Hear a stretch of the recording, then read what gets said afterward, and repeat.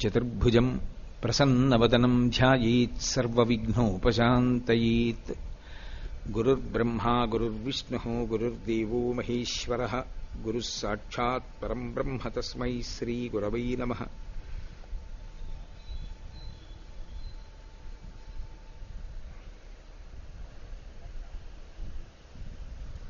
వ్యాసాయ విష్ణురూపాయ వ్యాసరూపాయ విష్ణవే నమో వై బ్రహ్మనిధయే వాసిష్ఠాయ నమో నమః.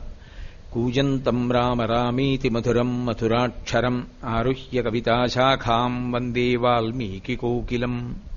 శ్రుతిస్మృతిపురాణానాం ఆలయం కరుణాలయం నమామి భగవత్పాదశంకరం లోకశంకరం. వాగర్ధావివ సంపృక్తౌ వాగర్ధప్రతిపత్తయే జగతః పితరౌ వందే పార్వతీ పరమేశ్వరౌ. సూక్తిం సమగ్రయతున స్వయమేవ లక్ష్మీః శ్రీరంగరాజమహిషీ మధురైః కటాక్షైః వైదగ్ధ్యవర్ణగుణగుంభనగౌరవైర్యాం కండూలకర్ణకుహరాः కవయోధయంతి.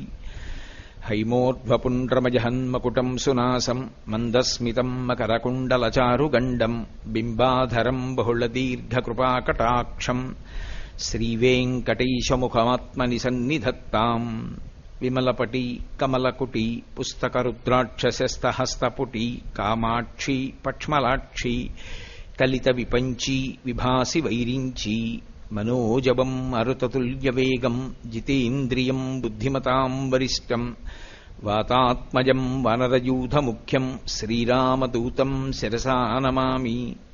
ఆపదామపహర్తారం దాతారం సర్వసంపదాం లోకాభిరామం శ్రీరామం భూయో భూయో నమామ్యహం.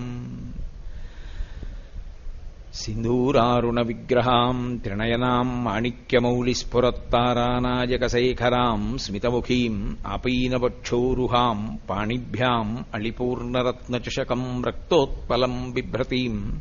సౌమ్యాం రత్నఘటస్థరక్తచరణాం ధ్యాయేత్ పరామంబికాం. హరి ఓం. పరమేశ్వర స్వరూపైన సభకి నమస్కారం. శారదా నవరాత్రులు అని ఆశ్వీజమాసంలో శుక్లపక్షంలో పాడ్యమి నుండి నవమి లగాయతూ చేసి విజయదశమి నాడు శాంతికర కళ్యాణంతో అమ్మవారికి సంబంధించినటువంటి ఉపాసనని నవరాత్రులుగా నిర్వహిస్తూ ఉంటాం. మనకి అనాదిగా వస్తున్నటువంటి ఆచారము ఇలా ఉండడానికి కారణమేమి అంటే, శారదా నవరాత్రుల కాలము ఏది ఉన్నదో అది ఒక సంవత్సరంగా కాలాన్ని ప్రమాణంగా తీసుకున్నప్పుడు ఈ సమయం బ్రహ్మముహూర్తం అవుతుంది. అంటే తెల్లవారుజాము వేళ తనంత తానుగా ఎలా పరమేశ్వరుని ఉపాసనకి అత్యంత యోగ్యమైన కాలమో, అలాగే శారదా నవరాత్రుల కాలం కూడా భగవంతుని యొక్క ఉపాసనకి, ప్రత్యేకించి పరదేవత యొక్క ఉపాసనకి అత్యంత యోగ్యమైన కాలము. ఎందుచేత అంటే శక్తి తమోగుణ రజోగుణాల వైపుకి వెళ్ళిపోయినట్టయితే దాని వలన మనిషి అభ్యున్నతి పథంలో నడవలేడు. తమోగుణ రజోగుణాల వైపుకి వెళ్లకుండా సత్వగుణం వైపుకి ప్రయాణం చేస్తే మనుష్య జన్మ యొక్క సార్థక్యాన్ని పొందడానికి అవకాశం ఉంటుంది. మనిషి జన్మ యొక్క ప్రధాన ప్రయోజనం ఏమి అంటే భగవంతుణ్ణి పొందడమే. అలా భగవంతుణ్ణి పొందుట లేదా పొందడానికి కావలసినటువంటి జన్మ పరంపర తరిగిపోవుట, చాలా జన్మలు ఎత్తవలసిన అవసరం లేకుండా కనీసం జన్మల సంఖ్య తక్కువ కావాలి అంటే ఆ ఉపాసనలో భగవంతుడు మనకి ఏ శక్తినిచ్చాడో ఆ శక్తి సత్వగుణంతో ఉపయోగపడాలి అంటే దానికి ప్రారంభంలో అమ్మవారి యొక్క ఉపాసన చేత రజోగుణ తమోగుణాలు నశిస్తాయి అని. అందుకే ఆవిడ మహిషాసుర మర్దనం చేస్తుంది. అటువంటి తల్లిని ఈ కాలమునందు ఉపాసన చేస్తే ఆవిడ యొక్క అనుగ్రహం విశేషంగా ప్రసరించేటటువంటి కాలం ఈ కాలము. ఎందుచేత అంటే మళ్ళీ అంటున్నాను ఇంకొకసారి, ఒక రోజులో తెల్లవారుజాము కాలం ఎలా భగవదుపాసనకి అత్యంత యోగ్యమైన కాలమో, కాలంలో సంవత్సరాన్ని ఒక ప్రమాణంగా తీసుకున్నప్పుడు, ఒక రోజుగా భావన చేసినప్పుడు తెల్లవారుజాము కాలం లాంటిదే శారదా నవరాత్రుల కాలం.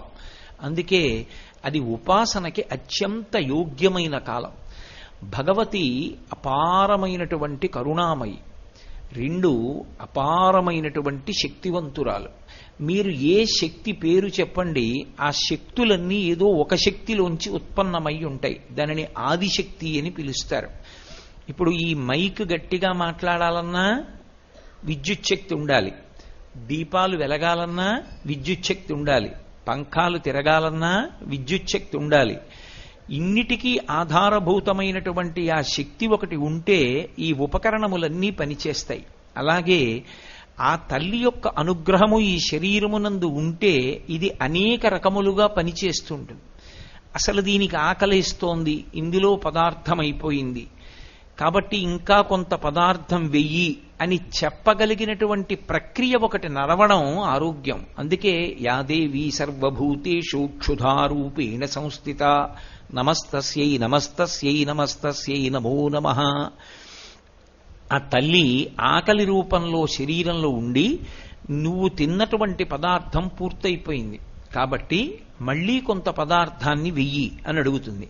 వేసిన పదార్థాన్ని జీర్ణశక్తి అంటాం. జీర్ణం చెయ్యడానికి కావలసినటువంటి శక్తిగా ఆమెయే లోపల పొటమరిస్తుంది. ఒకడికి ఉపన్యాస శక్తిగా, ఒకరికి పాట పాడే శక్తిగా, ఒకరి యందు ఒక మంచి వాద్యాన్ని మ్రోగించగలిగినటువంటి శక్తిగా, ఒకరి యందు కార్యాన్ని దక్షతతో నిర్వహించగలిగినటువంటి శక్తిగా ఆవిడ ప్రచోదనమవుతుంది. ప్రచోదనమై ఆమె ఆయన చేత ఆ కార్యాన్ని సాధింపచేసి ఆయన ఆ కార్యాన్ని సాధించాడు అనేటటువంటి కీర్తిని కట్టపెడుతుంది. అందుకే యశస్విని అని పేరు. ఒక వ్యక్తి ఒక విషయంలో అపారమైనటువంటి కీర్తి పొంది ఉన్నాడనుకోండి, అలా కీర్తి దేని చేత పొందుతాడు అంటే పరదేవత ఆయన యందు ఒక విభూతిగా ప్రకటనమవుతుంది. ప్రకటనమై కీర్తిని ఆయనకి కట్టబడుతుంది. ఎందుకంటే ఆ శక్తి ఎవరికి కనపడేది కాదు. ప్రకటనమైనప్పుడు మాత్రం ప్రజలందరి యందు ఆయనకున్నటువంటి ప్రత్యేకమైనటువంటి విభూతి అనుభవంలోకి వస్తుంది. ఒక నేదునూరి కృష్ణమూర్తి గారు వచ్చి ఒక అద్భుతమైన కచేరీ నిర్వహించారనుకోండి, మహానుభావుడు ఎన్ని సంవత్సరాలు సాధన చేస్తే ఇంత గొప్ప సంగీత విద్య నేర్చుకున్నాడు అని ఆయన నడిచి వెడుతూ ఉంటే మనందరం వంగి నమస్కారం చేస్తాం. ఆయన పేరు తలుచుకుంటే నమస్కారం చేస్తాం. ఇటువంటి విభూతిగా ఆయన యందు ప్రకటనమై నేదునూరి కృష్ణమూర్తి గారు అన్న పేరు వినపడేటప్పటికీ గొప్ప సంగీత విద్వాంసుడు. ఎంత సంగీత విద్వాంసుడో అటువంటి వైదికమైనటువంటి జీవన విధానం ఉన్నవారు అని మనం గౌరవించేటట్టు, ఆయన ఆ గౌరవం పొందడానికి అర్హుడైన వాడిగా ఉండేటట్టు నిలబెట్టగలిగినటువంటి శక్తి రూపిణి అమ్మవారు.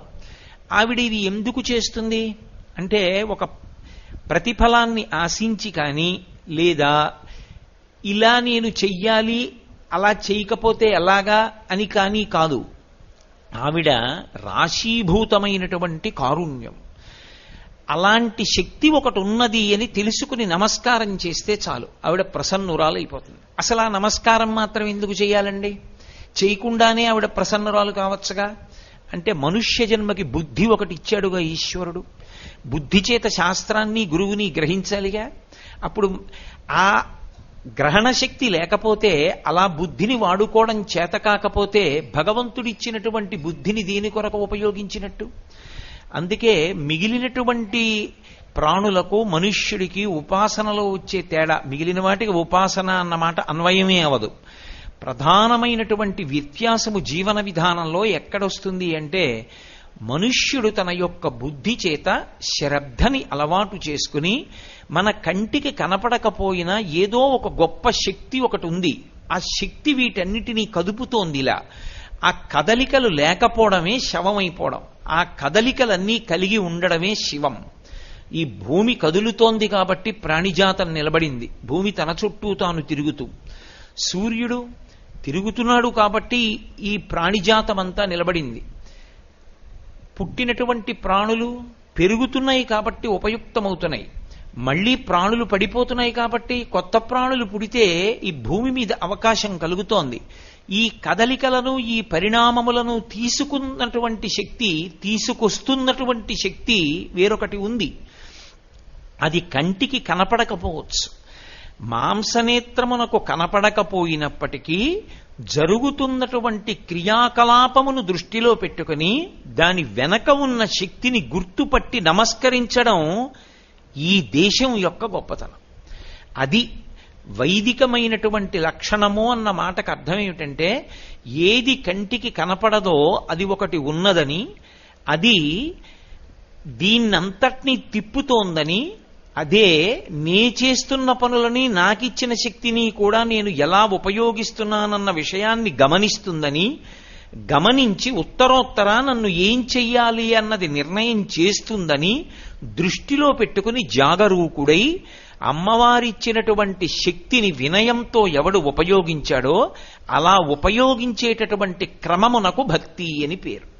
తప్ప అసలు ఒక పదార్థం ఒకటి అటువంటిది ఉన్నది అన్న స్థితి ఎరుకలోకి లేకుండా యాంత్రికంగా ఏదో పువ్వులు తెచ్చి భగవంతుడి పాదాల మీద వెయ్యడం అది తంతవుతుందేమో కానీ మనసులో ఆ విశ్వాసము కొరవడిపోయిన నాడు ఆ చేసేటటువంటిది ఫలప్రదమవుతుంది అని చెప్పడం కష్టం.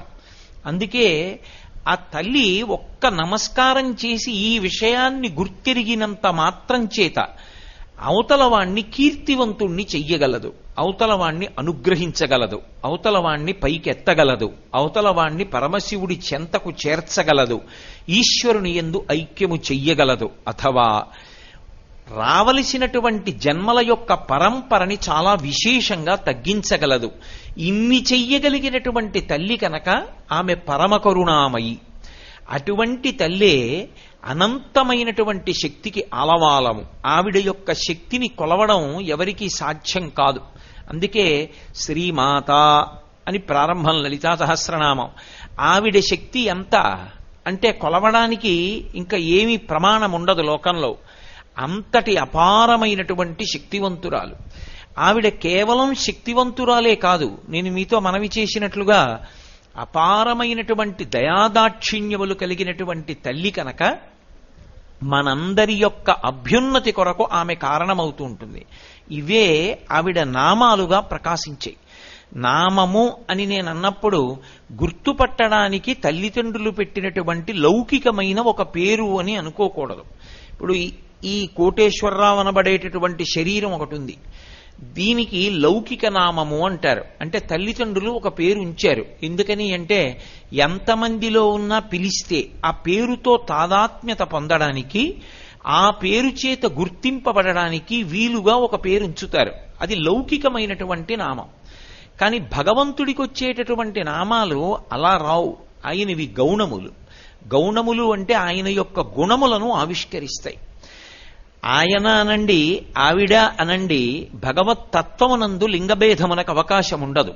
స్త్రీ పురుష నపుంసక మూర్తియును కాక, తిర్య కమర నరాది మూర్తియును కాక, కర్మ గుణ భేద సదసత్ప్రకాశి కాక, వెనుక నందియుతానగు విభుతలంతు అంటారు పోతన గారి భాగవతంలో. అది ఒక కాంతి స్వరూపం. దాన్ని మీరు ఏ పేరు పెట్టి పిలవండి పలుకుతుంది. అందుకే దానికి లింగభేదం ఉండదు ఆ భగవత్ శక్తికి, ఆ భగవత్ తత్వానికి.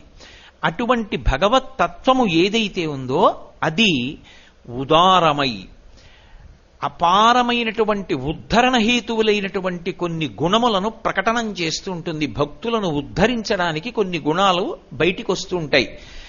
ఆయా గుణములు భగవత్తత్వము నుండి ప్రకాశించినప్పుడు ఆయా పేర్లతో పిలవబడుతుంది. అంతేకాని అది ఆవిడ పేరు అని అనుకోకూడదు. నేను మీకు ఒక ఉదాహరణ చూపించాలి అంటే, అమ్మవారిని పిలిచేటప్పుడు శర్వాణి అని ఒక పేరుతో పిలుస్తాం. పరమమంగళప్రదమైనటువంటి పేర్లలో ఒక పేరు శర్వాణి అనబడేటటువంటి నామం. ఎవరు శర్వాణి? శర్వుని భార్య ఎవరో ఆమెకి శర్వాణి అని పేరు. ఎవరు శర్వుడు?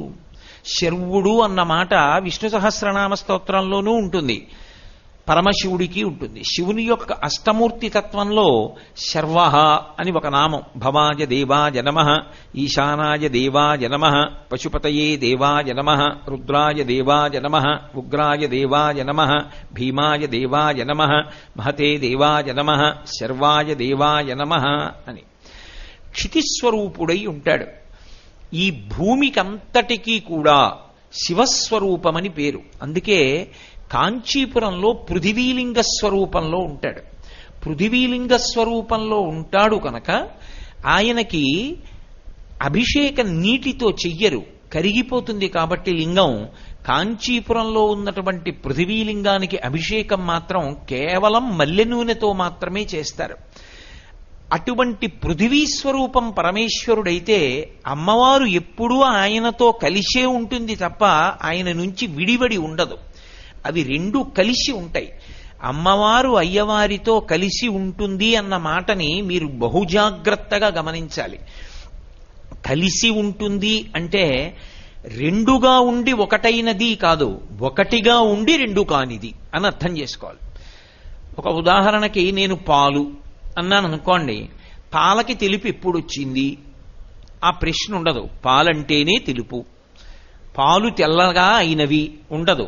పాలు అన్నప్పుడే తెల్లగా ఉన్నాయి. పాల నుండి తెలుపుని విడదీయగలవా? సాధ్యం కాదు. దీపము, దీపమునకు కాంతి ఎప్పుడు వచ్చింది ఆ ప్రశ్న ఉండదు. దీపము అన్నప్పుడే అగ్ని శిఖ కాంతి కలిసి ఉన్నాయి. ఇప్పుడు దీపము నుండి కాంతిని వేరు చెయ్యగలవా? చెయ్యలేవు. వజ్రము అని నేను అన్నాను అనుకోండి, వజ్రము యొక్క కాఠిన్యము, ఈ రెండు వేరువేరు కావు. వజ్రము కాఠిన్యాన్ని ఎప్పుడో సంతరించుకోవడం కాదు. వజ్రం ఎప్పుడుందో కాఠిన్యం అప్పుడే ఉంది. వజ్రము నుండి వజ్రము యొక్క కాఠిన్యాన్ని వేరు చేయగలవా? చేయలేవు. వజ్రం వజ్రీన భిన్నయేత్, వజ్రము చేతనే బదలవుతుంది. కాబట్టి అవి రెండూ ఎప్పుడూ కలిసి ఉంటాయి. అలా కలిసి ఉంటేనే లోకమునకు ఉపయోగము, లేకపోతే దానికి ఉపయోగం ఉండదు. దానినే శివశక్తులు కలిసి ఉండుట అని పిలుస్తారు. మీకు ఇంకా బాగా అర్థమయ్యేటట్టు చెప్పాలి అంటే అవి రెండూ ఎప్పుడు కలిశాయన్న మాట రాదు. రెండుగా ఉండి ఒకటి కానిది, ఒకటి రెండుగా చెయ్యబడనిది. ఇంకొకలా మాట్లాడాలంటే అసలు అలా రెండూ కలిసి ఉండకపోతే ఉపయోగము కానిది. అది శివం. ఒక కారు ఉంది, దానికి హార్స్ పవర్ లేదు, అది పరిగెత్తదు. ఏమిటి ఉపయోగం? ఇప్పుడు దాన్ని కారు అని ఎవరన్నా పిలుస్తారా? దాన్ని ఎవరన్నా వాడుకుంటారా? అది పేరుకి కారు, అది ఎందుకు పనికిరాదండి అంటారు. ఆ వస్తువునకు ప్రయోజనము దానికి ఉండవలసినటువంటి శక్తితో కలిసి ఉంటే, అందుకనే హార్స్ పవర్ అంటాడు, ఆశ్విక శక్తి. ఆ కారు యొక్క పరిగెత్తగలిగిన శక్తి, కారు అభిన్నము, రెండు ఒకటే. కారు నుండి పరిగెత్తే శక్తి నువ్వు బయటికి రా అంటే రాదు. కోటేశ్వరరావు యొక్క ప్రవచన శక్తి అభేదం, రెండూ కలిసే ఉంటాయి. కోటేశ్వరరావు ఇక్కడికి రాకుండా కోటేశ్వరరావు ప్రవచన శక్తిని పంపిస్తానండం సాధ్యం కాదు. ఆయన వస్తేనే ఆయన ప్రవచన శక్తి ఆయనతో వస్తుంది. అందుకే అవి రెండూ కలిసి ఉండి ఉపయుక్తములవుతుంటాయి తప్ప అసలు అవి రెండుగా ఉండి ఒకటి కానివి, ఒకటై ఉండి రెండుగా చేయబడనివి, రెండు కలిసి ఎప్పుడూ ఒకటిగా ఉండి ఉపయుక్తమైనవి అవి శివశక్తులు.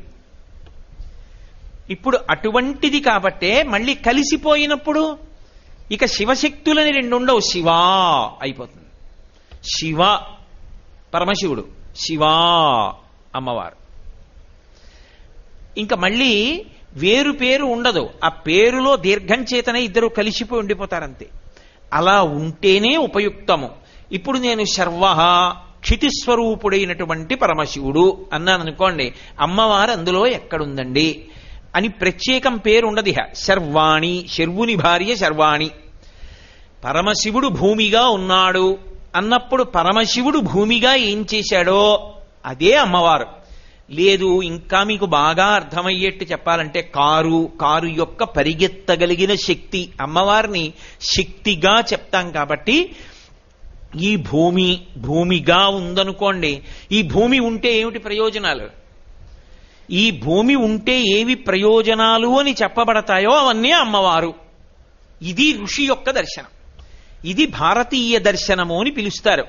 భారతీయ దృక్పథంలో ఏం చేస్తారంటే దీన్ని విజ్ఞాన శాస్త్రము చేత వేరు చేసి ఇలా ఈ శక్తి తనంత తాను ఉంది తప్ప దీనికి వెనక ఎవరో లేరని అనరు. ఉన్నాడు, వాడు మాంసనేత్రమునకు కనపడడు. అది ఋషి యొక్క దర్శనము. అందుకే భారతమాత అన్నారనుకోండి, ఏదో పెన్ను పట్టుకుని ఇలా గీస్తే వచ్చినది కాదు. వందే మాతరం సుజలాం సుఫలాం మలయజ శీతలాం సస్యశ్యామలాం వందే మాతరం. అందుకని బకించంద్ర చటర్జీ ఋషి అయ్యాడు.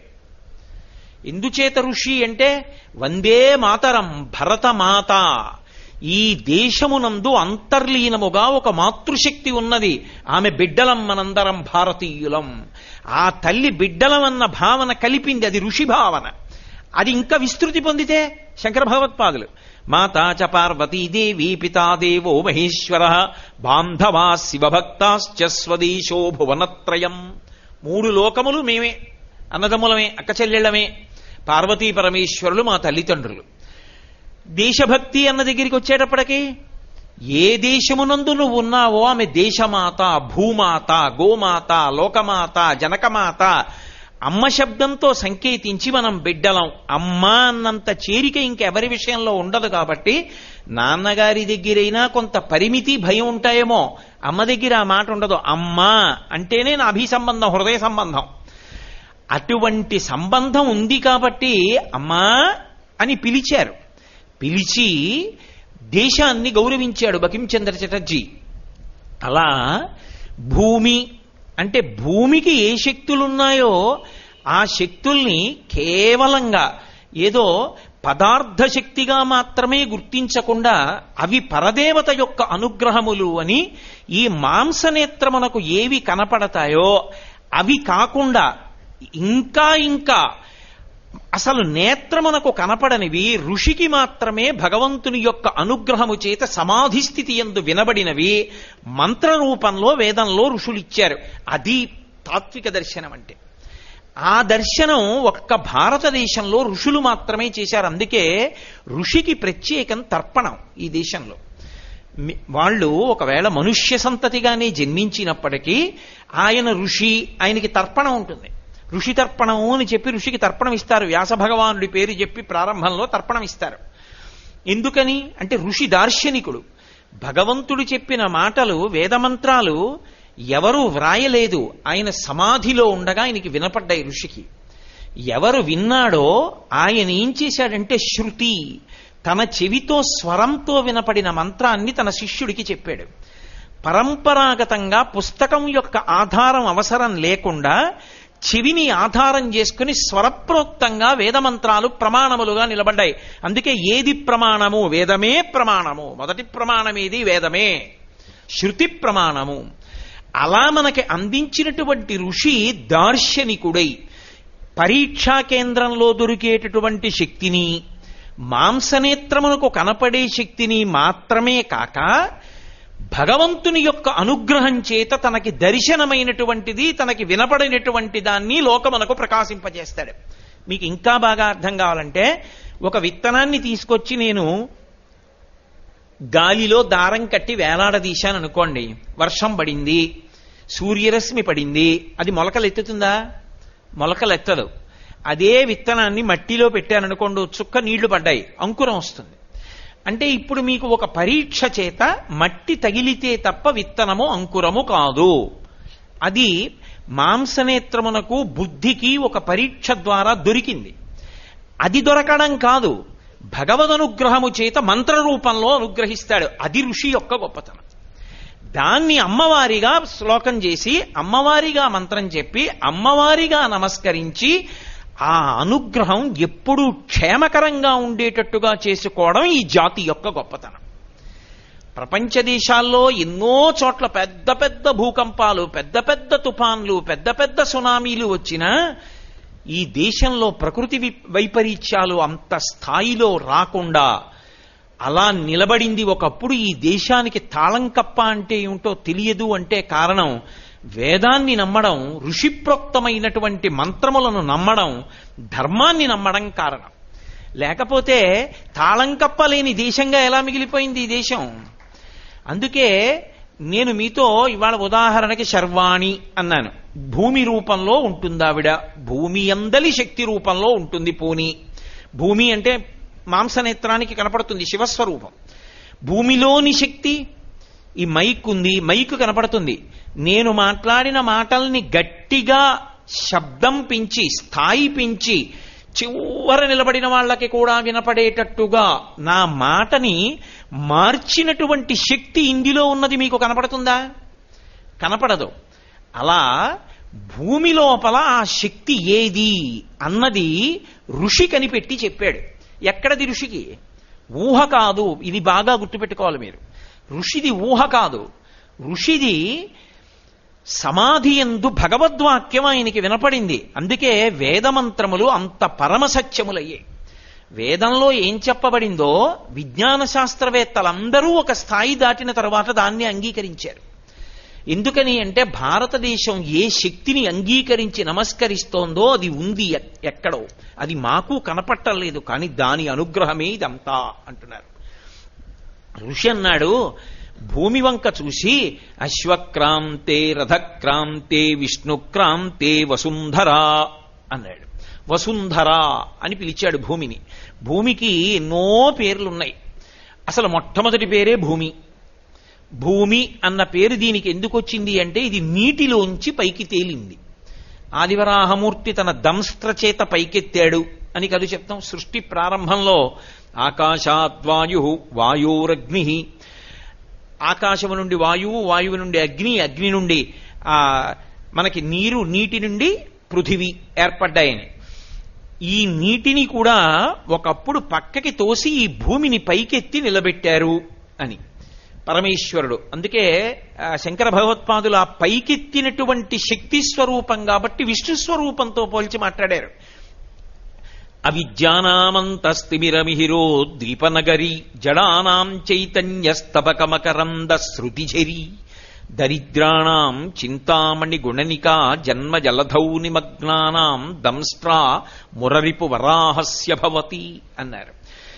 ఇప్పుడు ఆ భూమి గురించి మాట్లాడుతూ ఋషి అంటాడు వేదంలో, అశ్వక్రాంతే రథక్రాంతే విష్ణుక్రాంతే వసుంధరా. వసుంధర భూమికి ఒక నామం. భూమి మొదటి నామం. ఎందుకని అంటే ఇది నీటి నుండి పుట్టింది కాబట్టి భూమి. ఇది వసుంధర ఎందుకైంది? దీనికి ఆ పేరు ఎందుకు రావాలి వసుంధర అని? అంటే భూమికి వసుమతి అనొక పేరు, వసుంధర అనొక పేరు. వసుమతి అన్న మాటకి ఏమిటంటే అర్థం, అసలు ప్రపంచంలో ఐశ్వర్యము అని నువ్వు ఏది పిలుస్తున్నావో అది ఎక్కడ నుండి రావాలి? దీని నుండే రావాలి. ఇది దీని నుండి కాకుండా వేరొక భూతము నుండి రాదు. ఐశ్వర్యము అంటే నీకు భోగం అనుభవించడానికి, సుఖం అనుభవించడానికి కారణములు ఏ ఉన్నాయో అది ఉన్న కారణం చేత నేను సంతోషంగా ఉన్నానండి, సుఖపడుతున్నానండి అని ఏవంటావో అవి ఏవైనా దీంట్లోంచే రావాలి. ఇది కాకుండా ఇంకొకటి లేదు అలా రావడానికి. ఉన్నవే పంచభూతాలు, పృథివాపస్ తేజో వాయురు ఆకాశాలు.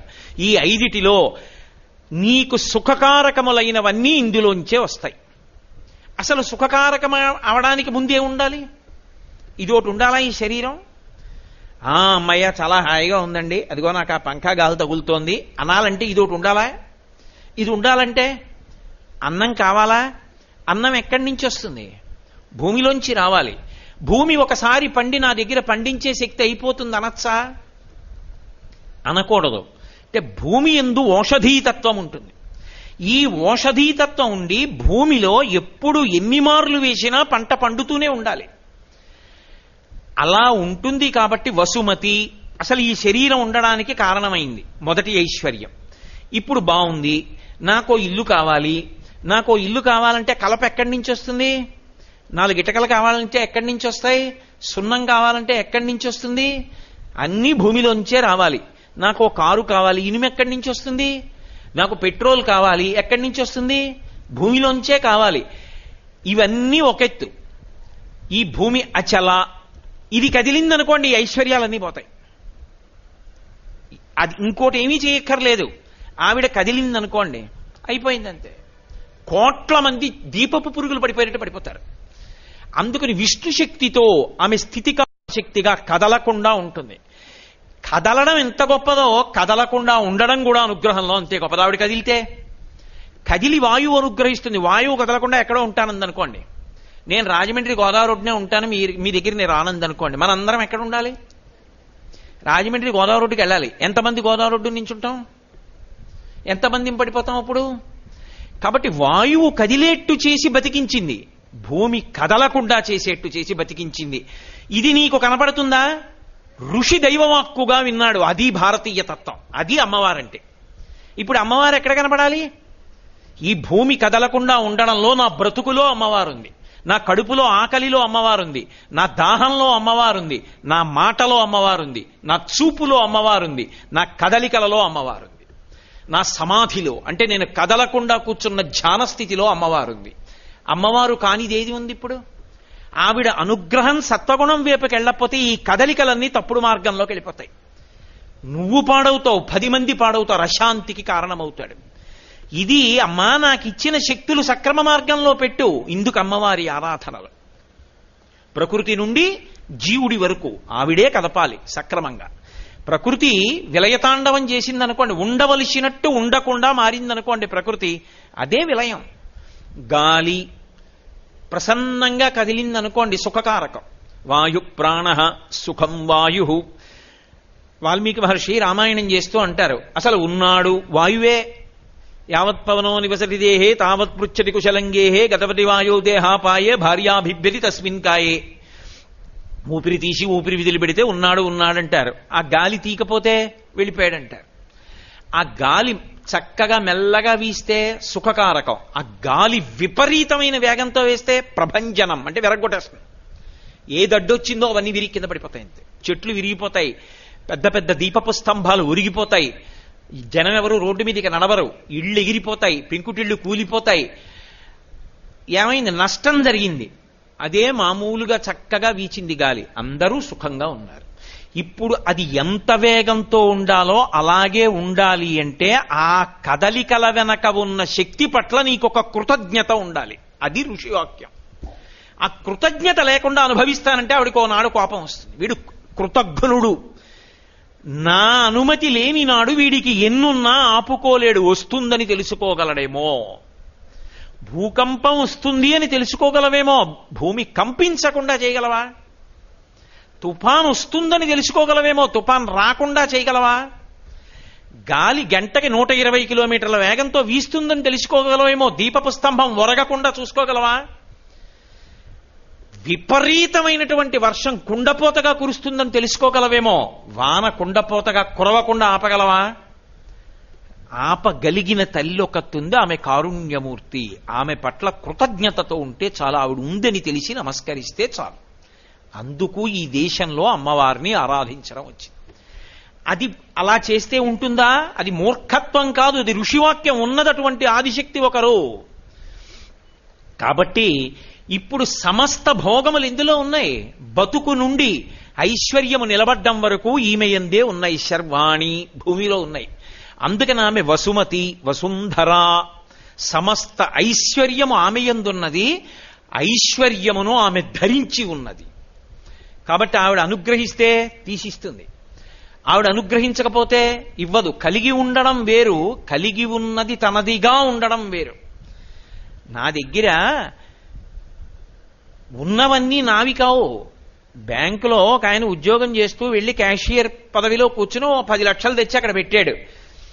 అయ్యో పాపం ఆకలితో ఉన్నాడండి, చాలా మంచి ఆయన, భగవంతుడిని నమ్ముకున్నాడు, ఇల్లు లేదు, ఓ 6 లక్షలు ఇచ్చి ఓ ఫ్లాట్ కొనుక్కోమంటానని చెప్పి పిలిచి ఇచ్చేయగలడా? ఉన్నా అయింది కాదు, ఆయన ఇవ్వలేడు. ఆయన కొన్ని నియమాలకి లోబడి ఉన్నాడు. ఇస్తే ఎందుకు ఇచ్చాడో, ఎలా ఇచ్చాడో చెప్పాలి. ఆఖరణ మిగిలిందెంతో చెప్పాలి. పుచ్చుకుంటే ఎందుకు పుచ్చుకున్నాడో చెప్పాలి. పుచ్చుకోకూడని రీతిలో పుచ్చుకోకూడదు, ఇవ్వకూడని రీతిలో ఇవ్వకూడదు. నియమాలకి లోబడి చెప్పాలి.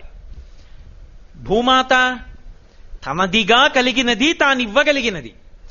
తనదిగా కలిగినది తనకి కోపం వస్తే ఇవ్వడం కాదు, ఇచ్చినది కూడా పుచ్చుకోగలిగినది. అలా కాకుండా ఉండడానికి ఆవిడ పూజ. అందుకు ఆవిడ అనుగ్రహాన్ని అపేక్షించడం. కాబట్టి వసుమతి, వసుంధర, విశ్వంభర అవి ఆవిడ పేర్లు. విశ్వం అంటే ఏది కళ్ళకి కనపడుతోందో అది విశ్వం, ఏది కళ్ళకి కనపడదో వాడు విశ్వనాథుడు, వాడు విష్ణువు, ఆవిడ అమ్మవారు. కాబట్టి ఇప్పుడు ఆవిడే విశ్వంభర. ఈ జగత్తునంతటినీ ఎవరు భరిస్తున్నారు? ఇంతమందిని, ఇన్ని వాహనాల్ని. అందుకే ఆవిడికి గోత్ర అని ఒక పేరు. పర్వతముల చేత ఆచ్ఛాదింపబడుతుంది. అన్ని పర్వతాల్ని ఎవరు మోస్తున్నారు? ఆవిడే. అందుకని ఆవిడికి గోత్ర అని ఒక పేరు. ఆవిడికే క్షితి అని ఒక పేరు, అవని అని ఒక పేరు. అవని అంటే విష్ణువు యొక్క అంశ రాజు యందు ప్రవేశించి రాజు ద్వారా ధర్మం నిలబడేటట్టు చేస్తుంది. ధర్మము నిలబడేటట్టు చేసి పాపం పెరగకుండా చూసి ఆవిడికి ఎంతమంది ఉన్నా బరువు కాదు, పాపం పెరిగిపోతే బరువు. పాపము పెరగకుండా విష్ణువే రాజు రూపంలో వచ్చి పరిపాలన చేస్తుంటాడు. అందుకే నా విష్ణు పృథివీపతి, విష్ణువాంశ లేకపోతే పృథివీపతి కాలేడు. ఇన్ని ఐశ్వర్యాలు ఆవిడిచ్చేటట్టుగా చేసినవాడు పృథు చక్రవర్తి. అందుకని ఆయన పేరు మీద పృథ్వీ. ఆవిడ క్షమ, ఆవిడంత ఓర్పు ఉన్న వాళ్ళు ఎవరూ లేరు. ఇన్నిస్తున్నా ఆవిడికి గౌరవం ఏంటి? కాళ్ళు పెట్టి ఆవిడ మీద నడుస్తాం. ఆవిడ మీద అస్తమానం పనున్నా లేకపోయినా, బస్ ఎక్కినా ఉమ్ములే, ఆటో ఎక్కినా ఉమ్ములే, కారు ఎక్కినా ఉమ్ములే, స్కూటర్ మీద ఎడుతున్నా ఉమ్ములే. గాలికి వెనకమే ఎవరి మీద పడుతుంది? అక్కర్లేదు, మనకి నోట్లోకి వచ్చింది ఉమ్మేయడం అంతే. ఉమ్మేసినా ఆవిడ మీదే, ఇల్లు కట్టుకోవాలి గుణపం బట్టి తవ్వినా ఆవిడ మీదే, మూత్ర విసర్జన చేస్తే ఆవిడ మీదే, మల విసర్జన చేస్తే ఆవిడ మీదే. ఆవిడెందుకు భరిస్తోంది? పసితనంలో తెలియక అమ్మ ఒళ్ళో మలమూత్ర విసర్జన చేసినా సరే పాపం వీడు పిల్లవాడు, ఇంతకన్నా వీడికి శక్తి లేదని కారుణ్యంతో కాపాడినటువంటి అమ్మ యొక్క విశాల హృదయం ఎలా ఉంటుందో అలా, అయ్యో వీడికి ఇంతకన్నా దిక్కు లేదని కాలు పెట్టి నడుస్తున్నా, ఇన్ని తప్పు పనులు చేస్తున్నా ఆవిడ తప్పులంటలేదు నా బిడ్డలని ఓర్పుతో నిలబడుతోంది. కాబట్టి క్షమా క్షితి. ఆ తల్లికే జ్యా అని ఒక పేరు. జ్యా అంటే నీ మాంసనేత్రానికి ఎన్ని భూతాలు కనపడుతున్నాయో, ఎన్ని ప్రాణులు కనపడుతున్నాయో అవన్నీ చివరికి ఇందులోకే వెళ్ళాలి. ఇంకొకటి లేదు వెళ్ళడానికి. ఆకాశంలోకి వెళ్ళవు, నీటిలోకి వెళ్ళవు, లేదా వాయువులో ఉండిపోవు. ఎక్కడికి వెళ్ళాలి? ఈ భూమిలోకే వెళ్ళిపోతాయి. ఈ భూమి స్వరూపమంతా ఏమిటంటే ఎన్ని సంవత్సరముల నుండి, ఎన్ని వేల సంవత్సరముల నుండి ఎన్ని ప్రాణులు ఇందులోకి వెళ్ళిపోయాయో. దుర్వాసన లేకుండా, ఆనవాలు లేకుండా, భయపడవలసిన అవసరం లేకుండా తనలోకి కలుపుకుంటుంది ఇన్నిటిని. జ్యా, ఆవిడలోంచే మళ్ళీ పుడుతుంది మంగళప్రదంగా ప్రాణి. ఇన్నిటికీ ఆధారభూతము ఆ తల్లే. ఆ తల్లి అందులో శక్తిగా ఉండి ఇన్నిటిని ప్రచోదనం చేస్తోంది, ఉత్పాదనం చేస్తోంది. ఆ కంటికి కనపడకుండా ఇవన్నీ చేస్తున్నటువంటి తల్లి ఉందే, వాటిని గుణములుగా ఋషి కీర్తించాడు. అప్పుడు నామములుగా వచ్చాయి. లేకపోతే భూమికి భూమి ఒక పేరు చాలుగా, ఇవన్నీ ఎందుకు అంటే అవి ఆవిడ గుణములు. ఆ గుణములు ఎక్కడి నుంచి వచ్చాయంటే వెనక ఉన్నటువంటి శక్తి యొక్క విస్ఫోటనము. ఆవిడ అనేక రకాల అనుగ్రహాలన్నిటినీ కలిపి నామాలుగా పిలిచాడు. ఇప్పుడు ఇవన్నీ నామాలు తలుచుకుంటే ఒక భక్తి ఏర్పడుతుంది. ఆ భక్తి ఏర్పడితే నిద్రపోయిన వాడు లేచినప్పుడు కాలు పెట్టలేడు. అమ్మా ఇంత గొప్పదానివి జగన్మాత, నీ మీద కాలు పెడుతున్నానమ్మా, నా బతుక్కి తప్పట్లేదు, నన్ను క్షమించు, ఒక నమస్కారం చేసి దిగుతాడు. ఇది భారతీయ దృక్పథము, ఇది భారతీయత, ఇది ఋషి దర్శనము అంటారు. ఋషి అలా దర్శనం చేసి మనల్ని అలా నడిపాడు. నడపడానికి ఆధారం భగవంతుని నుండి వినబడిన మంత్రం. అశ్వక్రాంతే రథక్రాంతే విష్ణుక్రాంతే వసుంధరా.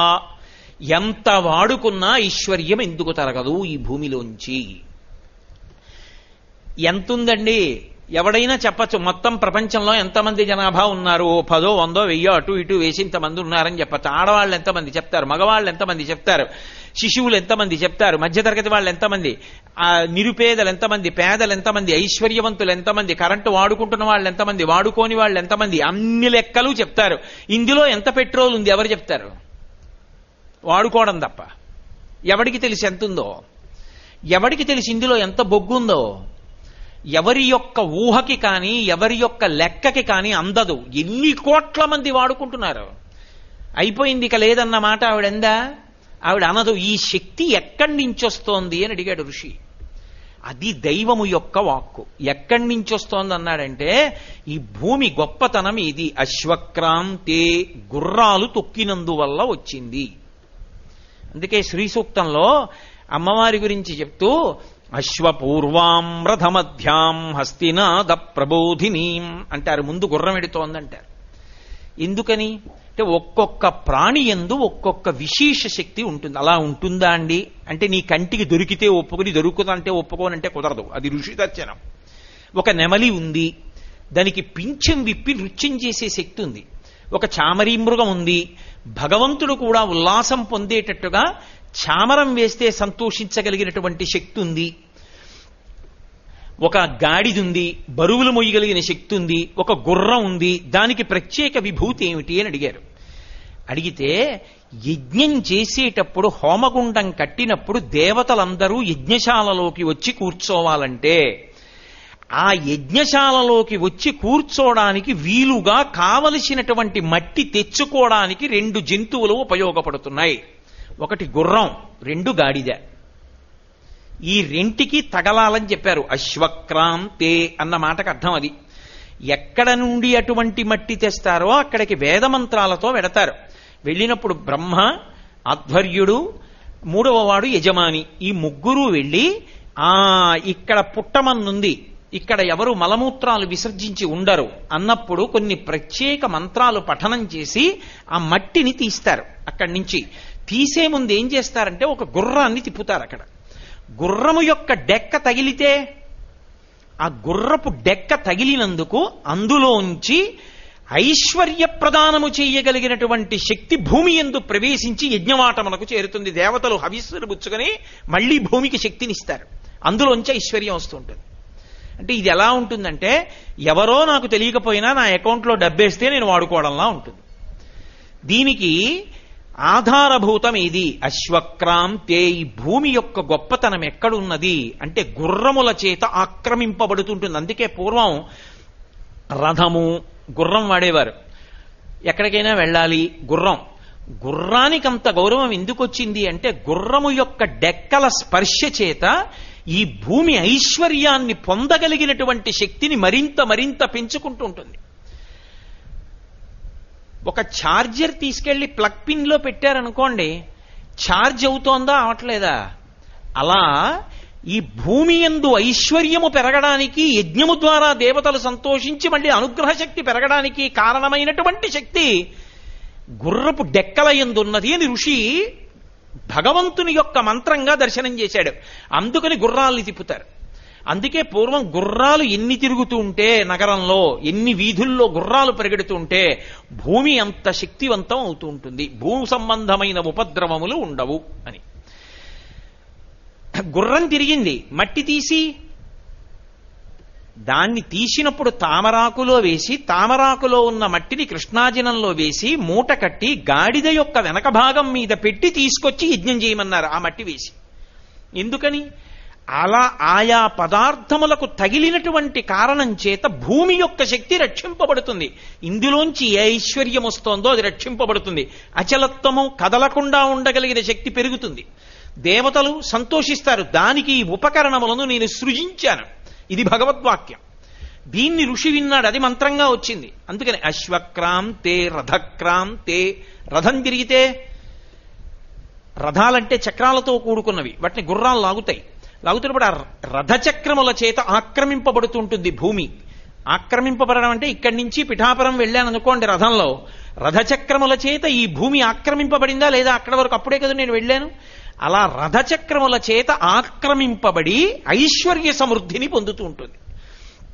కాబట్టి అశ్వక్రాంతే రథక్రాంతే. మీరు ఇక్కడ ఒక విషయాన్ని బాగా గమనించవలసి ఉంటుంది. వేదంలో ఏదైనా ఒక విషయం చెప్తే అంత పరాకుగా ఏం చెప్పరు, కానీ మనకది అనుచానంగా సంప్రదాయంలో అలవాటుగా ఉంటుంది. దాని వెనక కారణం మాత్రం మనకి తెలియదు, మరిచిపోతూ ఉంటాం. కానీ పెద్దలైన వారిని సంప్రదిస్తే మీకు ఇప్పటికీ దేనికైనా ఆధారం వేదమే. నేను మీతో ఒక ఉదాహరణ చెప్పాలి అంటే అది భూ సంబంధం కాబట్టి కలిపి చెప్తున్నాను. మనం భోజనం చేస్తే దేంతో పూర్తి చేస్తాం? పెరుగు కానీ మజ్జిగ కానీ వేసుకుని భోజనం పూర్తి చేస్తాం. అయ్యా మజ్జిగ పోయింది అన్నారనుకోండి, అయిపోయింది భోజనం అని గుర్తు. ఒక మీటింగ్కి వందన సమర్పణం ఎటువంటిదో ఒక భోజనానికి పెరుగు కానీ మజ్జిగ కానీ వడ్డించడం అటువంటిది. ఎందుకు వచ్చింది అది? ఏ పప్పుతో మొదలు పెట్టకూడదా? పప్పుతో మొదలుపెట్టి పులుసుతో పూర్తి చేయకూడదా? లేకపోతే పెరుగు మొదట వడ్డించకూడదా?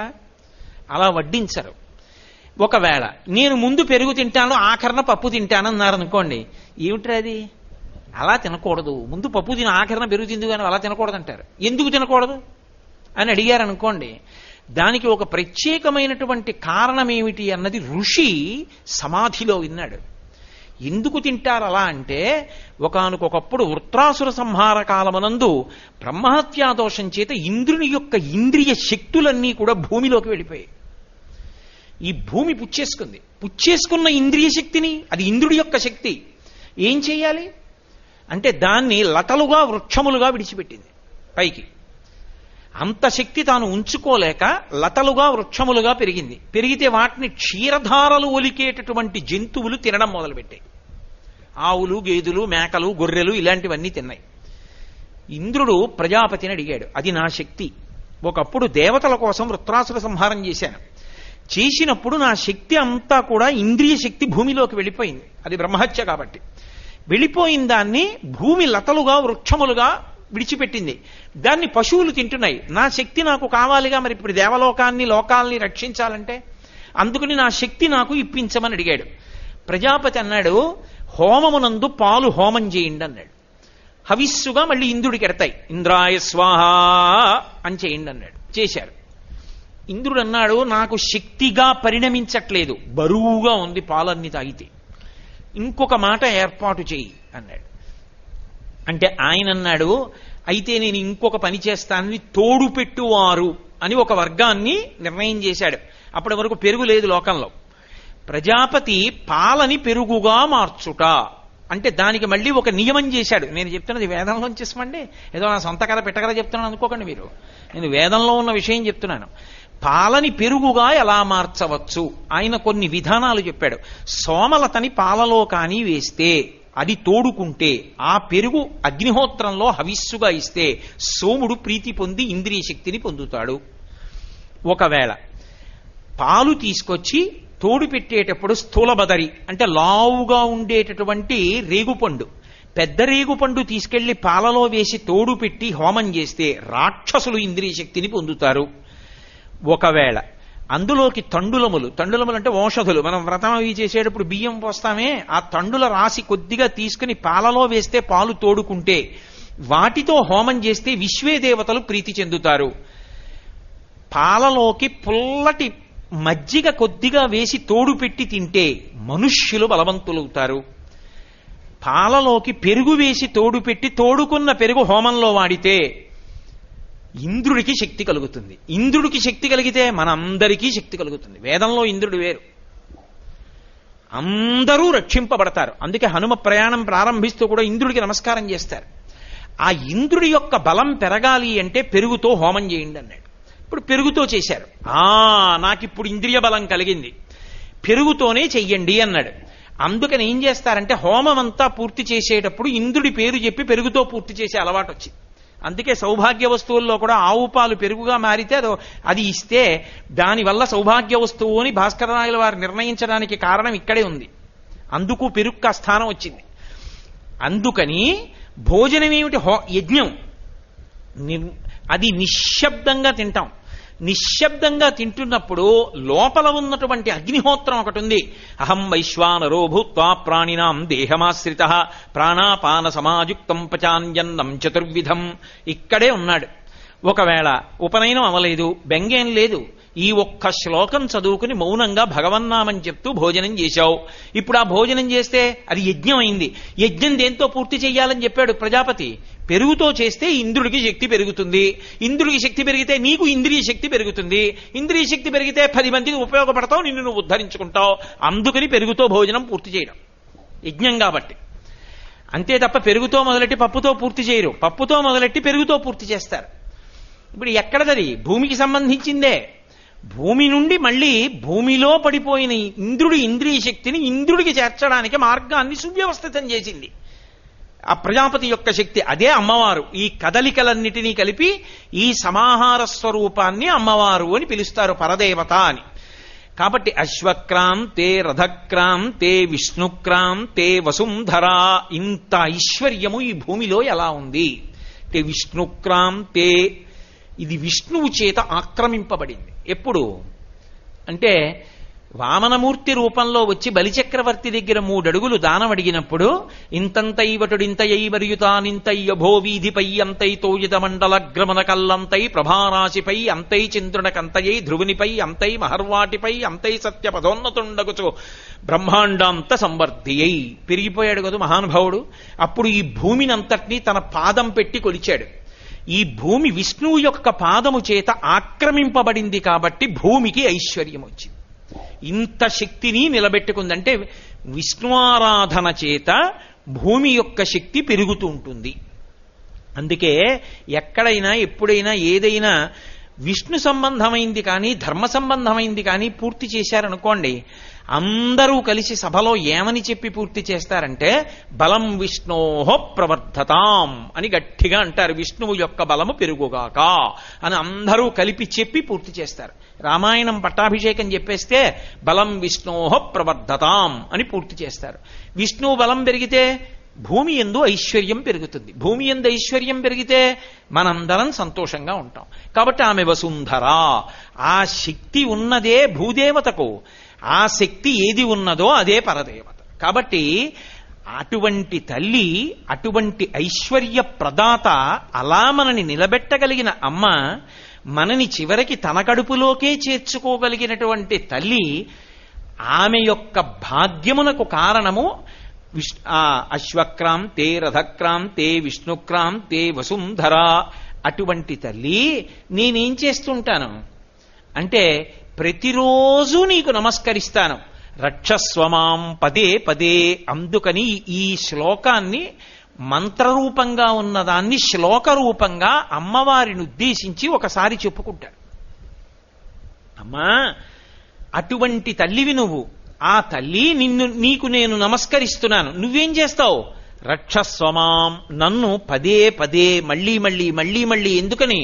పొరపాట్లు చేయడం నా వంతమ్మా. ఎక్కడ నడిస్తే జారి పడిపోతానో అక్కడికి ఎడతాను. అప్పుడు కలుక్కుని ఏ చట్టో విరిగిపోకుండా అమ్మ పిల్లాన్ని పొదివి పట్టుకున్నట్టు అమ్మా నన్ను పట్టుకోవు. నేను ధర్మం నుండి జారిపోకుండా నన్ను ధర్మంలో నిలబెట్టు. భక్తి నుండి జారకుండా భక్తిలో నిలబెట్టు.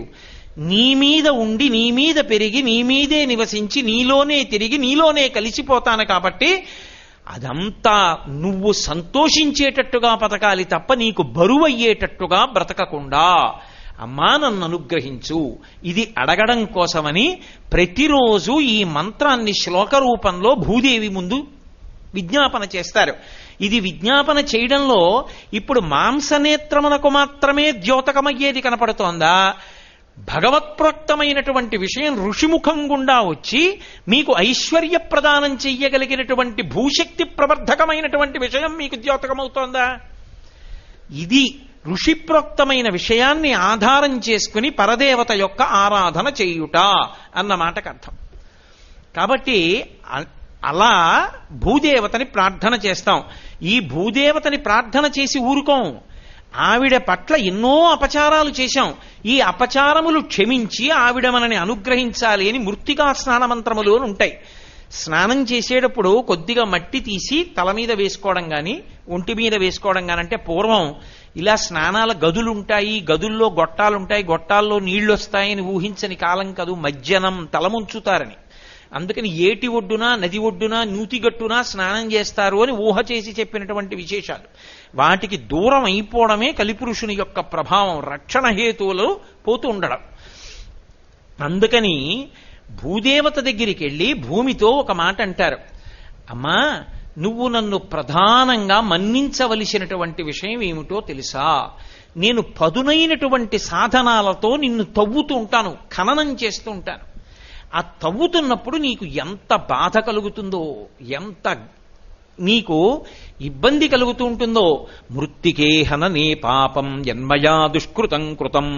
నేను చేస్తున్నటువంటి పరమ దుష్టమైన పని ఏది అంటే మృత్తికాహననే పాపం. ఆ మృత్తికని, ఆ మట్టిని, ఆ భూమిని గుణపాలు పెట్టి తవ్వడం, పార పెట్టి కొట్టడం, తౌగాలు పెట్టి కొట్టడం, పాదాలతో తన్నడం, మట్టిని నిష్కారణంగా గొయ్యి తీయడం, మట్టిని వేళ్లతో కెలకడం. అందుకే కొన్ని కొన్ని తిథులలో అసలు భూమిని ముట్టుకోరు. భూమిని ముట్టుకోరంటే ఏ ఆయుధంతో భూమిని చెనకరు. ఇన్ని చేస్తున్నానమ్మా. మరి ఇవన్నీ దోషాలు కావు అమ్మ విషయంలో? కాబట్టి మృత్తికేహననే పాపం యన్మయా దుష్కృతం కృతం. నువ్వెవరు? మృత్తికే బ్రహ్మదత్తాసి కాశ్యపేనాభిమంత్రిత. అమ్మా, నువ్వు సాక్షాత్తు పరబ్రహ్మము చేత తీసుకుని రాబడినటువంటి రూపానివి. నువ్వు కాశ్యపేనాభిమంత్రిత, నాకు చెందిన దానివి కావు. నేను అమ్మా నువ్వు అనుగ్రహించావు కాబట్టి బతుకుతున్నాను నీ మీద. అసలు ఎవరిది ఇది? ఇది ఋషిది. ఈ భూమి మనుష్యులదు కాదు. ఈ భూమికి యజమాని ఎవరు అంటే కశ్యప ప్రజాపతి. అందుకని కాశ్యపి అని దానికి పేరు. అందుకే మృత్తికే బ్రహ్మదత్తాసి కాశ్యపేనాభిమంత్రిత అన్నాడు ఋషి. ఎందుకని? పరశురాముడు ఈ భూమినంతటినీ గెలిచేశాడు. అప్పుడు క్షత్రియులందరినీ ఓడించినప్పుడు ఈ భూమి పరశురాముడిదైపోయింది. పెద్ద యజ్ఞం చేశాడు పరశురాముడు. చేసినప్పుడు ఈ భూమినంతటినీ ధారబొయ్యాలన్నాడు. దానికి తగిన బ్రహ్మవేత్త దొరకద్దు. కశ్యప ప్రజాపతిని పిలిచి కశ్యప ప్రజాపతికి దానం చేసేశాడు. ఇదన్నమమా అని నీళ్లు విడిచిపెట్టాడు. విడిచిపెడితే కశ్యప ప్రజాపతి పుచ్చుకున్నాడు. ఈ భూమి కశ్యప ప్రజాపతిది, దానం పుచ్చుకున్నాడు. కాబట్టి కాశ్యపి. ఆయన అన్నాడు, నువ్వు నాకు దానం చేసేశావు, దానం చేసేసిన దాన్ని ఇక నువ్వు అనుభవించకూడదు, దోషం వస్తుంది. కాబట్టి నువ్వు ఈ భూమి మీద ఉండకెళ్ళిపో అన్నాడు. మరి ధర్మం నిలబడద్దు. మళ్ళీ ఆయన్ని అనుమతిస్తే, నాకు మీరు పంచల్ షాప్ ఇచ్చారనుకోండి, వెంటనే మా ఇంటికి వచ్చి రేపోసారి కట్టుకి ఇచ్చేస్తాను, నాకు ఇవ్వండి అన్నారు అనుకోండి, ఇంకేం దానం అది? కశ్యప ప్రజాపతికి ఇచ్చేసిన తర్వాత పరశురాముడు ఎలా ఉంటాడు? అక్కడ ఉండడం కుదరదిక. అందుకని వేరే భూమికి వెళ్ళిపో, నువ్వు ఇక్కడ ఉండద్దు అన్నాడు. అంటే ఆయన ఇప్పుడు సహ్యాద్రి పర్వతం మీద నిలబడి సముద్రుణ్ణి పిలిచి అడిగాడు, నేను ఉండడానికి భూమి కావాలి కాబట్టి నాకు భూమి నిమ్మన్నాడు. అంటే సముద్రుడు భయపడ్డాడు. అసలే పరశురాముడు గండ్రగొడ్డలతో చీల్చేస్తాడు, ఇంతమంది క్షత్రియుల్ని చంపాడు. నేను ఎక్కువిస్తే అంతెందుకంటావేమో, తక్కువిస్తే ఏం అంత తక్కువ ఇచ్చావంటావేమో, రెండూ భయమే. నువ్వే బాణం వేయి, ఎక్కడ పడితే అక్కడ వరకు నేను వెనక్కి వెళ్ళిపోతానన్నాడు. నాలో ఉన్న భూమి నీకు ఇచ్చేస్తాను. అప్పుడు బాణం వేశాడు. అది ఎక్కడ పడిందో అక్కడ వరకు సముద్రం వెనక్కి వెళ్ళింది. ఆ సముద్రం వెనక్కెడితే వచ్చిన భూములు ఏమున్నాయో వాటిని పరశురామ భూములు అంటారు. ఇప్పటికే కర్ణాటక, కేరళ వైపు ఉన్నటువంటి ప్రఖ్యాత క్షేత్రాలు పరశురామ క్షేత్రాలు అంటారు. కారణం అదే. కాబట్టి భూమి అంతా ఎవరిది? పరమేశ్వరుడిది. పరమేశ్వరుడు పరశురామావతారంగా వచ్చినప్పుడు ఎవరికి ఇచ్చాడు? కశ్యప ప్రజాపతికి ఇచ్చాడు. నాకు చెందిన దానివి కావు, కానీ ఋషి అనుగ్రహించాడు. ఒరే, ఋషి ధర్మాన్ని మీరు పాటించండి, భూమి బాగుంటుంది, మీరు బాగుంటారు, తరిస్తారు, కాబట్టి ఉండండి భూమి మీద నన్ను అనుగ్రహించాడు. నేనేం చేస్తున్నాను? తెల్లవారి లేస్తే చేసేదంతా నిన్ను ఇబ్బంది పెట్టడమే. మృత్తికే హననే పాపం యన్మయా దుష్కృతం కృతం మృత్తికే బ్రహ్మదత్తాసి కాశ్యపేనాభిమంత్రిత. అటువంటి తల్లి, నువ్వు నన్ను అనుగ్రహించు. ఎలా అనుగ్రహించాలి? నాకు కావలసినంత పుష్టిని అనుగ్రహించు. పుష్టి అంటే లోపల బలాన్ని ఇయ్యి, మనసుకి తేజస్సుని ఇయ్యి, బయట ఐశ్వర్యాన్ని ఇయ్యి. అలా ఎందుకు ఇవ్వాలి? తై సర్వే ప్రతిష్ఠితం, నీ యందు సర్వము ప్రతిష్ఠింపబడింది, నీ యందు లేనిదేదీ లేదు. ఇందాక చెప్పే కదా వసుంధర అన్న మాటకు అర్థం, అన్నీ నీ యందే ఉన్నాయి. అటువంటి తల్లి, మృత్తికే దేహి మే తుష్టిం, ఓ భూమి నాకు తుష్టినియ్యి, ఇచ్చి అన్నీ నీలో ఉన్నాయి కాబట్టి నన్ను అనుగ్రహించు. అందుకే ఋషి దర్శనము అన్న మాటే అంత గొప్పగా ఉంటుంది. మీరు చూడండి, శ్రీ సూక్తంలో ఒక మంత్రం ఉంటుంది, అది భూసంబంధం. అమ్మవారికి గంధం అలంకారం చేసేటప్పుడు ఆ మంత్రం చెప్తుంటాం. గంధద్వారాం దురాదర్శాం నిత్యపుష్టాం కరీషిణీం ఈశ్వరీం సర్వభూతానాం తామిహోపహ్వజే శ్రియం అని. ఆ మంత్రం అమ్మవారికి గంధం అలదడానికి వాడతాం, కానీ అసలు ఆ మంత్రం ఎవరిదో తెలుసా? భూదేవతకి సంబంధించింది. ఋషి దర్శనం చేశాడు. గంధద్వారాం దురాదర్శాం. మనకి పంచతన్మాత్రలను ఉంటాయి, పృథివీ ఆపస్తేజో వాయురాకాశాలను ఆశ్రయించి శబ్ద స్పర్శ రస రూప గంధములు ఉంటాయి. వాసన ఎక్కడుంటుంది అంటే భూమిలో ఉంటుంది. వాసన అన్నదంతా భూమికి చెందినది. ఉంది కాబట్టి అక్కడ మల్లెతీగ పెట్టాననుకోండి, మల్లెతీగ నుంచి వచ్చిన పువ్వు అంత సౌరభంతో ఉంటుంది. జాజి పువ్వు జాజి సౌరభంతో ఉంటుంది. అది ఎందులోంచి వచ్చింది? భూమిలోంచి వచ్చింది. జాజి తీగకి ఒక మామిడి పండు పండింది అనుకోండి, దాని వాసన ఒకలా ఉంటుంది. ఓ పనస పండు పండింది అనుకోండి, దాని వాసన ఓలా ఉంటుంది. మామిడి పండు దాచచ్చు, పనస పండు దాచలేము. దేని వాసన దాని. వాసనలన్నీ ఎక్కడి నుంచి వచ్చాయి? భూమిలోంచి వచ్చాయి. ఓ భూమి, గంధము నీది. గంధం అంటే వాసన. గంధద్వారాం దురాదర్శాం. అమ్మా, నువ్వు కదిలేటట్టు చేసే శక్తి నాకు లేదు. ఇది నీ యొక్క గొప్పతనం. భూమి కదిలిపోయేటట్టు, అంటే భూమి అంతా కదిలిపోయేటట్టు చెయ్యగలిగిన సాధనము లోకమునందు ఉండదు. ఎందుకని? అది మహాపాపకర్మ కనుక ఈశ్వరుడు అంగీకరించలేదు. అటువంటి సాధన ఉండదు. ఎక్కడైనా అంతే, భూమి కదిలేటట్టుగా ఏదీ చేయకూడదు. అందుకే చిన్నతనంలో మాట అనేవారు మాకు, ఎందుకురా నీకు చెప్పులు చప్పుడవుతాయి నడిస్తే అనేవారు. అంటే గబగబా నడిచి చెప్పులు టప్ టప్ టప్ చప్పుడు రాకూడదు. నడిచి వెడుతూ ఉంటే పదఘట్టనము వినపడకూడదు. అంటే భూమి యొక్క అదురు వినడానికి వీల్లేదు. అంత జాగ్రత్తగా నడవాలి. కాబట్టి అమ్మా, నిన్ను నేను కదపగలిగిన వాడను కాను, అటువంటివి చెయ్యకూడదు నేను. పైగా సమస్త భూతములు నీ నుండే వచ్చాయి, నువ్వే తల్లివి అన్నిటికీ తల్లి నువ్వే. ఇది అసలు ఋషి దర్శనంలో అమ్మవారిని చూడ్డము అన్న మాటకు అర్థం ఇది. ఇది నా దేశానికి తప్ప ఎక్కడా లేదు. నా అంటే మన, ఆ సంతోషంలో మాట అంటానంతే. ఈ సృష్టి అంతా ఎలా రావాలి? జరాయుజములు. జరాయుజములు అంటే మావి చేత పుట్టాలి, మావి చేత ప్రాణి పుట్టాలి. అది ఎక్కడుంటే పుడుతుంది? ఓ ఆవుకి దూడ పుట్టాలి, మావితో పుట్టాలి. అది ఎక్కడ నిలబడుతుంది? ఎక్కడ తింటుంది? ఎక్కడ ఈంతుంది? భూమి మీదే. కాబట్టి జరాయుజములన్నీ నీలోంచే పుట్టాలి. అలాగే అండజములు, గుడ్డులోంచి వచ్చేవి. పక్షులు పాములు వీటి పిల్లలు గుడ్డులోంచి వస్తాయి. గుడ్డులోంచి వచ్చేవన్నీ ఎక్కడ ఉండాలి? అది ఆకాశంలో ఎగరచ్చు, పుట్టడం మాత్రం భూమి మీదే పుట్టాలి. గుడ్డు ఆకాశంలో పెట్టదు, అది భూమి మీద పెడుతుంది, చెట్టు మీద ఎక్కడో పెడుతుంది. కాబట్టి భూమిలోంచే వచ్చాయి జరాయుజములు, అండజములు. ఉద్భుజములు భూమిని చీల్చుకు పైకొచ్చేవి. చెట్లన్నీ ఎక్కడి నుంచి పుట్టాలి? లతలోను భూమిలోంచే పుట్టాలి. అంతే తప్ప గాలిలోంచి, నిప్పులోంచి, నీటిలోంచి రావు, భూమిని చీల్చుకుని పైకొస్తాయి. కాబట్టి ఉద్భుజములు, స్వేదజములు, నల్లులు, పేలు చెమటలోంచి పుడతాయి. చెమట ఎక్కడ ఉంటుంది? పృథివీ తల మీదే ఉంటుంది. తల పృథివీ స్వరూపం. ఇలా అంటే మట్టి ఉంటుంది అందులో. పైగా మట్టి మీద నేను నిలబడితే కదా నా ఇక్కడ చెమట పట్టడం. కాబట్టి ఆ మట్టి తిని మట్టి మీద ఉన్నవాడికి ఎప్పుడో ఒకసారి గంట విమానం ఎక్కి నేను ఎప్పుడో అక్కడే ఉంటానండి అంటే ఎలా కుదురుతుంది? భూమి మీదేగా ఉంటున్నావు. కాబట్టి అదైనా కాసేపు ఆగి భూమి మీదకే రావాలి. అంటే అలాగే ఉండిపోతానంటే ఎలా కుదురుతుంది? ఎక్కడ పడిపోతుంది? అది కిందకే రావాలి అది కూడా. కాబట్టి ఇప్పుడు జరాయుజములు, అండజములు, ఉద్భుజములు, స్వేదజములు అని 4 రకాలైనటువంటి ప్రాణులన్నీ ఎందులోంచి వచ్చాయి? భూమిలోంచి వచ్చాయి. భూమిలోంచి వచ్చినప్పుడు అందరికీ తల్లి ఆవిడైతే నేనేమని అడగాలి? నేను బాగుండాలని అడగాల, అందరూ బాగుండాలని అడగాల? నా కుటుంబం అంటే వసుధైవ కుటుంబకం, ఇదంతా నా కుటుంబం. ఎక్కడి నుంచి వచ్చింది ఈ భావన? ఇదిగో ఈ మంత్రంలోంచి వచ్చింది. గంధద్వారాం దురాదర్శాం నిత్యపుష్టాం కరీషిణీం ఈశ్వరీగుం సర్వభూతానాం తామిహోపహ్వయే శ్రియం.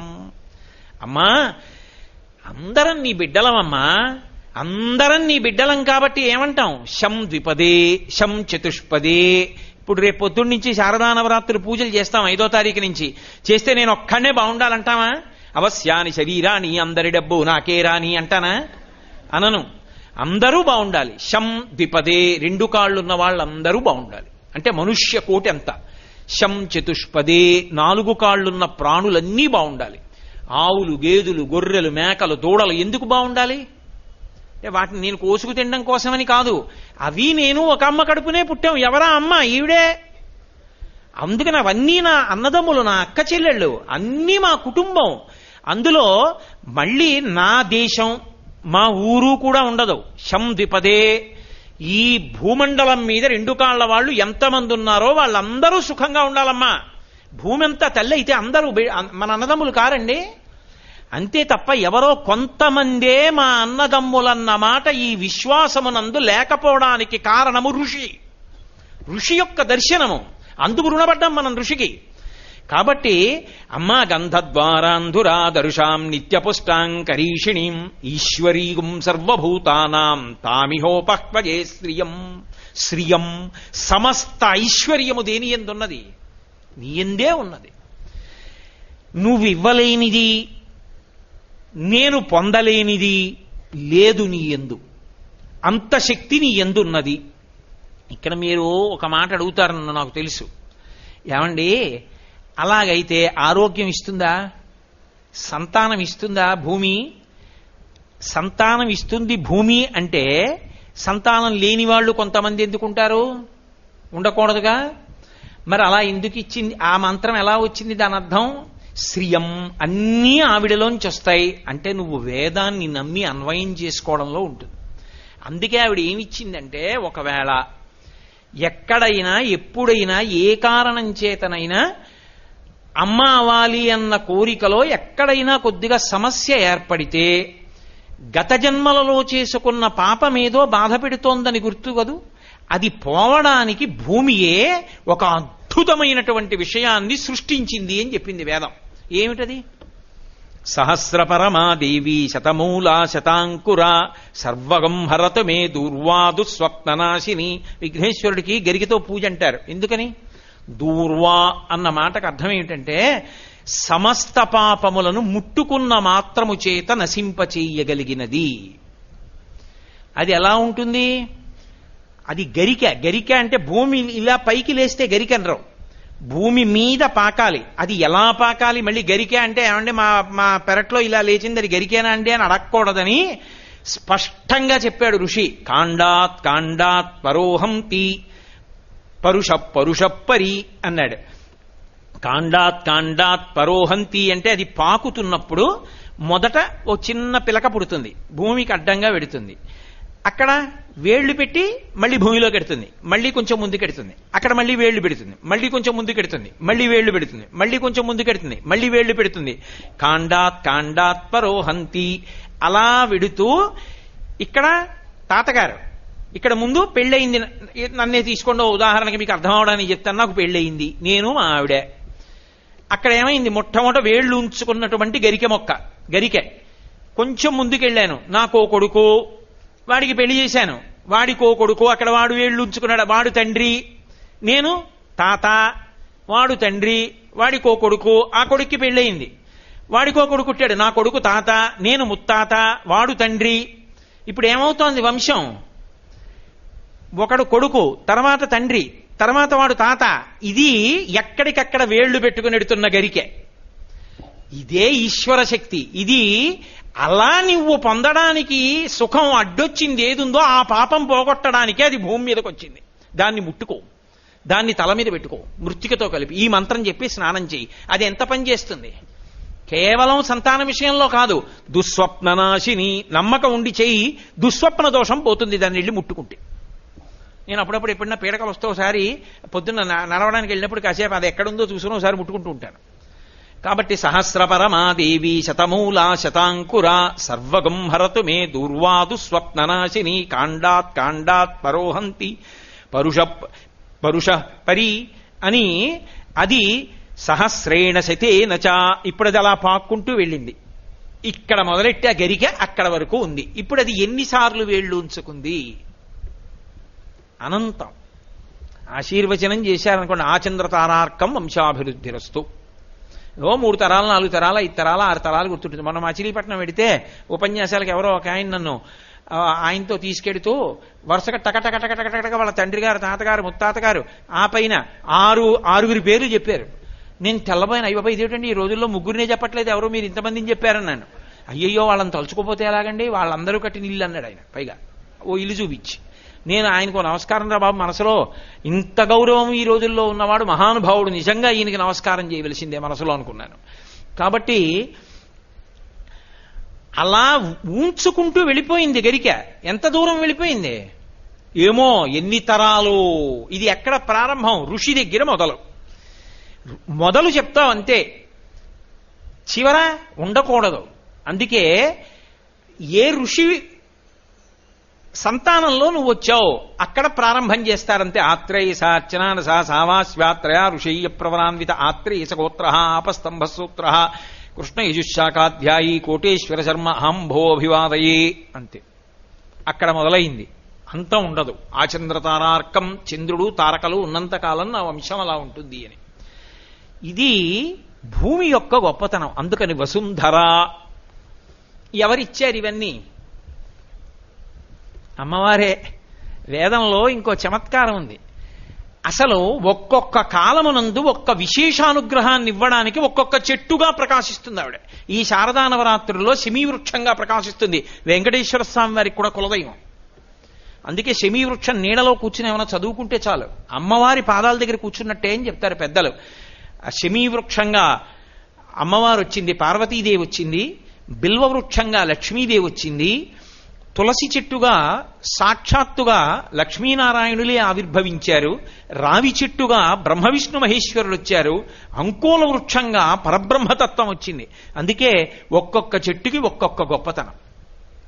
రసో వైసహ, మళ్ళీ పరబ్రహ్మతత్వం ఆనందమయమైనటువంటిది, రాశీభూతమై ఘనమైతే రసహ, రసాలము మామిడి చెట్టు. అందుకే అన్ని శుభాలకి దాన్ని వాడతాం. కాబట్టి ఇప్పుడు ఇన్ని శక్తులతో కూడుకున్నటువంటి ఈ వసుంధర, ఈ భూదేవత, ఈ శక్తులు, ఈ శక్తుల యొక్క సమాహార స్వరూపం ఏది ఉన్నదో ఆ తల్లికి నమస్కారం చేస్తున్నాను. ఆవిడ శర్వాణి.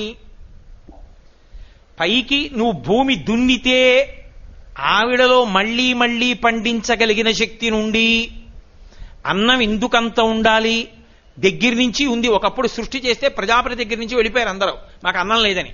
అప్పుడు ప్రజాపతి ప్రార్థన చేశాడు, ఈ భూమి ఎందా శక్తి ఉండాలని. తర్వాత పృథు చక్రవర్తి నిలబెట్టాడు.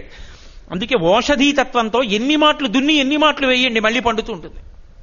అలా ఆవిడ పెట్టగా, అమ్మ రే పుట్టినప్పుడు ఏడిస్తే పాలిచ్చాను కదా, ఆ పెళ్లికి వెళ్ళి రావాలి మా తమ్ముడింట్లో పెళ్లికి అని చెప్పి పిల్లాన్ని వదిలి వెళ్ళిపోతుందా? ఏడిచినప్పుడల్లా పాలిస్తుంది అమ్మ, ఏడిచినప్పుడల్లా ఇస్తుంది, చచ్చే వరకు పెడుతుంది అమ్మ భూమాత. ఆఖరికి అమ్మ నుండి వచ్చినా అమ్మలోకి కలవడు, ఈవిడ నుండి వచ్చి ఈవిడిలోకి కలుస్తాడు. ఎంత గొప్ప తల్లి ఇది! ఋషి దర్శనం. ఆమెలో అమ్మవారిని దర్శనం చేసి 2 చేతులెత్తి నమస్కరించాడు. అటువంటి అమ్మ, నువ్వు నాకు బాహ్యమునందు శరీరాన్ని పోషించు, ఆంతరమునందు ధర్మాన్ని పోషించు, ఆంతరమునందు నా శక్తిని నిలబెట్టు, ఆంతరమునందు నాకు నీ యందు భక్తిని కటాక్షించు. కృతజ్ఞతతో పండింది తింటున్నాను, ఇచ్చింది అనుభవిస్తున్నాను, కదలకుండా ఉంది కాబట్టి భోగం అనుభవిస్తానన్న బ్రతుకు నాకు వద్దమ్మా.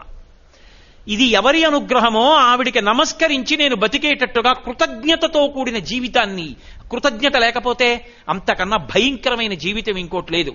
బ్రహ్మగ్నేచ సురాపే చౌరే భగ్న వ్రతే తథా నిష్కృతిర్విహితా సిద్భి కృతఘ్నో నాస్తి నిష్కృతి.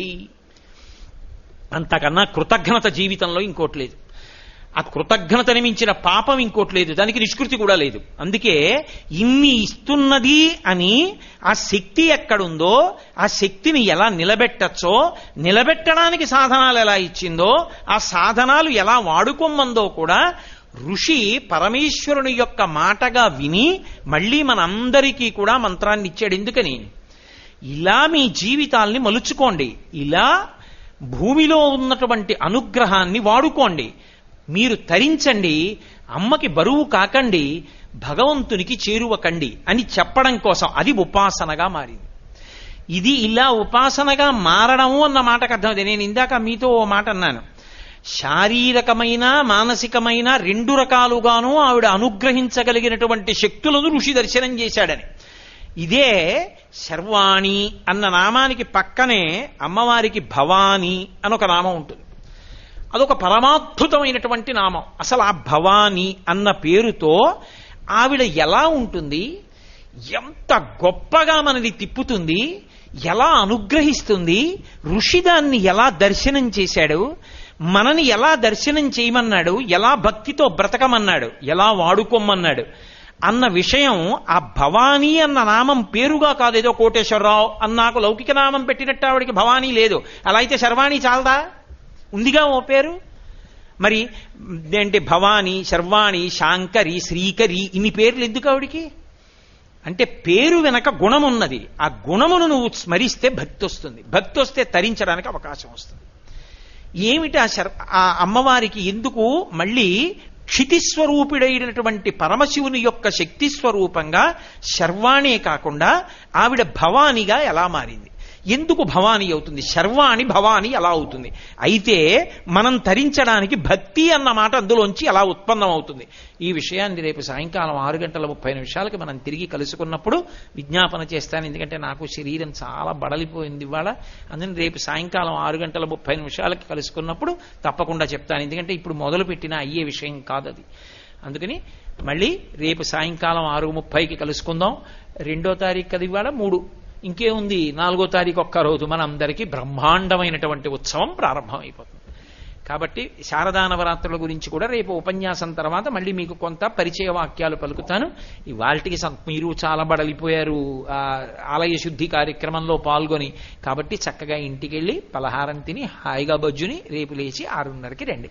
మంగళాశాసనపరై మదాచార్య పురోగమై సర్వైశ్చ పూర్వైరాచార్యై సత్కృతాయాస్తు మంగళం. మంగళం కోసలేంద్రాయ మహనీయ గుణాత్మనే చక్రవర్తి తనూజాయ సర్వభౌమాయ మంగళం. ఉమాకాంతాయ కాంతాయ కామితార్థప్రదాయినే శ్రీగిరీశాయ దేవాయ మలినాథాయ మంగళం. సర్వం శ్రీ ఉమామహేశ్వర పరబ్రహ్మార్పణమస్తు. స్వస్తి.